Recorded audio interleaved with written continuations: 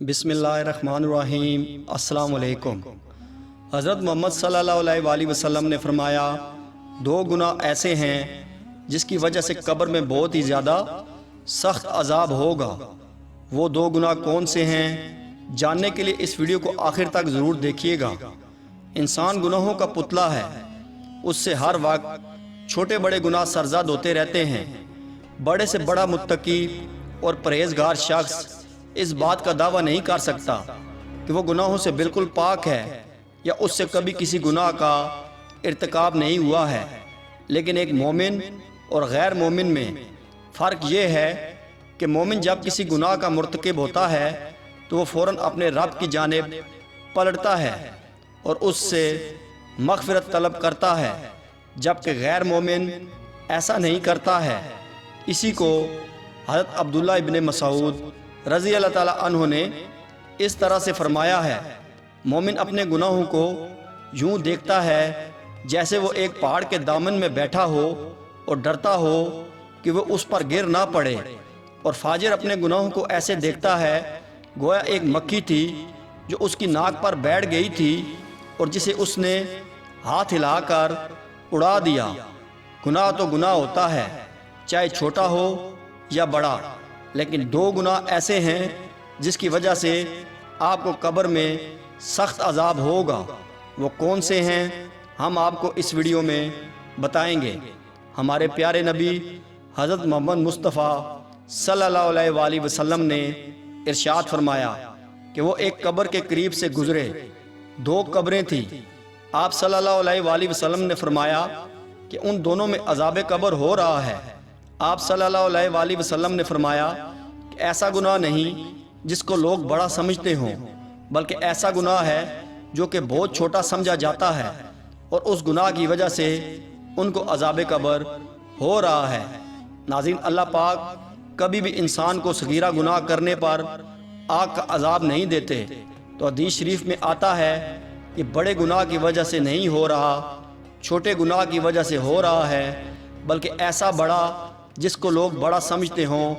تبھی آگے حدیث میں آیا کہ خبردار، یہ بہت بڑے دو گناہ ہیں۔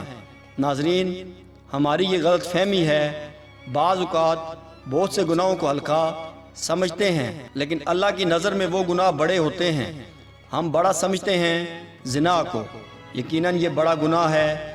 ہم بڑا سمجھتے ہیں شراب کو، یقیناً یہ بہت بڑا گناہ ہے۔ ہم بڑا سمجھتے ہیں قتل کرنے کو، یقیناً یہ بہت بڑا گناہ ہے۔ نماز قضا کرنا بہت بڑا گناہ ہے۔ شرک کرنا، والدین کو اذیت دینا، لیکن کچھ ایسے ہوتے ہیں جو ہوتے تو بہت بڑے ہیں لیکن سمجھے جاتے ہیں چھوٹے۔ تو اسی لیے آپ صلی اللہ علیہ وسلم نے فرمایا کہ ان دونوں قبروں کے اندر ان دونوں اشخاص کو ایسے دو بڑے گناہوں کی وجہ سے عذاب ہو رہا ہے جن کو یہ چھوٹا سمجھتے تھے۔ ان میں سے ایک یہ پیشاب سے نہیں بچتے تھے، پیشاب سے احتیاط نہیں کرتے تھے۔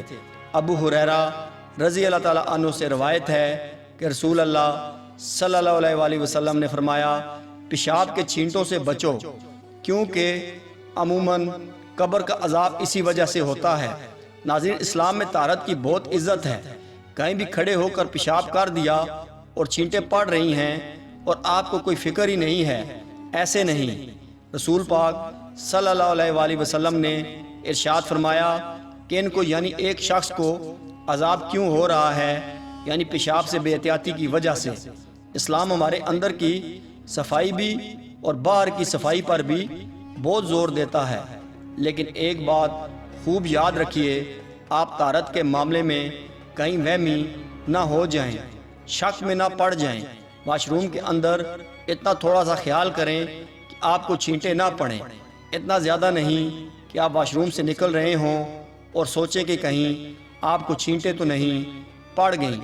حضرت زین العابدین کا نام آپ لوگوں نے سنا ہوگا، وہ بہت بڑے بزرگ گزرے ہیں۔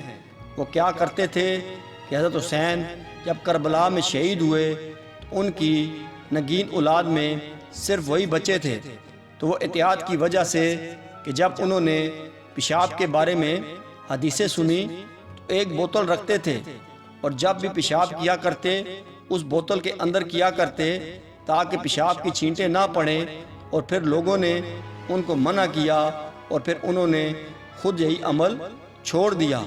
ناظرین، بس اتنی احتیاط کافی ہے کہ واش روم میں بس ایسا نہ ہو کہ آپ لوگ وہم میں پڑ جائیں۔ احتیاط کریں کہ کھڑے ہو کر پیشاب کرنا یہ بالکل غلط ہے۔ جو لوگ ایسے کرتے ہیں ان لوگوں کو روکا گیا ہے۔ اس عمل سے دوسری قبر میں جو شخص دفن تھا اس کے بارے میں حضور محمد صلی اللہ علیہ وآلہ وسلم نے فرمایا کہ یہ شخص چغلی کیا کرتا تھا، ادھر کی بات کو ادھر کہہ دینا اور ادھر کی بات کو ادھر کہہ دینا، اس پر اسے عذاب قبر ہو رہا ہے۔ اس سے پتہ چلتا ہے کہ جب لوگ چغلیاں کرتے ہیں تو یہ صغیرہ گناہ کے مرتکب نہیں۔ ہمارے ہاں زنا کو تو برا سمجھا جاتا ہے، شرابی کو بھی برا سمجھا جاتا ہے، لیکن چغل خور کو کچھ بھی نہیں سمجھا جاتا۔ یہ چغل خور ایسی لڑائیاں کرواتا ہے کہ آپس میں محبتوں کو نفرت میں تبدیل کر دیتا ہے۔ ورکرز کو اپنے باس سے لڑوا دے گا، بھائی کو بھائی سے لڑوا دے گا، شور بیوی کو اور بیوی کو شور سے لڑوا دے گا۔ یہ سب مسائل ہو رہے ہیں، لگائی بجائی والے ہیں۔ تو چغل خور کے بارے میں قرآن کیا کہتا ہے، حدیث کیا کہتی ہے؟ یہ صغیرہ گناہ نہیں ہے۔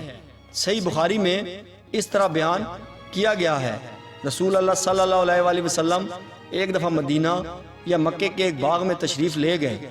وہاں آپ صلی اللہ علیہ وآلہ وسلم نے دو شخصوں کی آواز سنی جنہیں ان کی قبروں میں عذاب کیا جا رہا تھا۔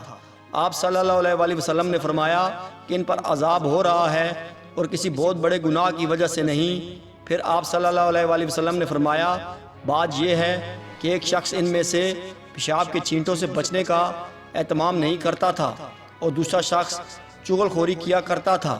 آپ صلی اللہ علیہ وآلہ وسلم نے کھجور کی ایک ڈالی منگوائی اور اس کو توڑ کر دو ٹکڑے کیا اور ان میں سے ایک ایک ٹکڑا ہر ایک کی قبر پر رکھ دیا۔ لوگوں نے آپ صلی اللہ علیہ وآلہ وسلم سے پوچھا کہ یا رسول اللہ صلی اللہ علیہ وآلہ وسلم، یہ آپ صلی اللہ علیہ وآلہ وسلم نے کیوں کیا؟ آپ صلی اللہ علیہ وآلہ وسلم نے فرمایا اس لیے کہ جب تک یہ ڈالیاں خشک ہوں شاید اس وقت تک ان پر عذاب کم ہو جائے۔ نبی کریم صلی اللہ علیہ وآلہ وسلم کے بعد صحابہ کرام کے دور میں رفتہ رفتہ جب امت مسلمہ کا زوال شروع ہوا تو بعض گناہوں کو چھوٹا اور کم تر سمجھ کر نظر انداز کیا جانے لگا۔ حضرت عبادہ بن کرتا رضی اللہ تعالیٰ عنہ اپنے شاگردوں سے مخاطب ہو کر فرماتے ہیں تم ایسے کام کرتے ہو جو تمہاری نظروں میں بال سے بھی باریک ہوتے ہیں، جبکہ ہم انہیں رسول اللہ صلی اللہ علیہ وآلہ وسلم کے زمانہ میں ہلاک کر دینے والے کام شمار کرتے تھے۔ آج ہماری یہ حالت ہے کہ ہم برابر چھوٹے بڑے گناہ کرتے رہتے ہیں لیکن اس کو گناہ نہیں سمجھتے یا بہت معمولی گناہ سمجھ کر نظر انداز کر دیتے ہیں، جیسے آفس کی چیزوں کو خواہ مخواہ وہ کتنی ہی معمولی کیوں نہ ہوں ذاتی سمجھ کر استعمال کرنا خیانت اور گناہ ہے، لیکن ہم میں سے اکثر لوگ ایسا کرتے ہیں۔ ایسا اس لیے ہوتا ہے کہ ہمارے دلوں سے اللہ تعالیٰ پر یقین، جزا و سزا کا احساس اور حلال و حرام کی تمیز نکل چکی ہے۔ ایسی بہت سی احادیث پائی جاتی ہیں جو اس سے متعلق ہیں، تو ہمیں بچنا چاہیے چغل خوری سے اور کھڑے ہو کر پیشاب کرنے سے۔ میری اللہ سے دعا ہے کہ اللہ پاک مجھے اور آپ سب کو جو ہم نے کہا اور سنا ہے اس پر عمل کرنے کی توفیق عطا فرمائے۔ آمین یا رب العالمین۔